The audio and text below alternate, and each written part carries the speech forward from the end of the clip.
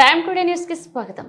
ఏలూరు జిల్లా టీ నరసాపురం మండలం బర్రంపాలెం గ్రామంలో సొసైటీ పెట్రోల్ బంక్ లో ఎలక్షన్ కమిషన్ ఆదేశాలను తొంగలో తొక్కి ఇష్టారాజ్యంగా బాటిళ్లతో పెట్రోల్ డీజిల్ నింపుతున్న వైనం సమితి అధికారులు వెంటనే స్పందించి ఎలక్షన్ కమిషన్ వారి దృష్టికి తీసుకుని వెళ్లి యాజమాన్యం సిబ్బంది ప్రభుత్వం వారి ఆదేశాలను నోటీసులు కాని లేనిపైన చర్యలు తీసుకోవాలన్నారు.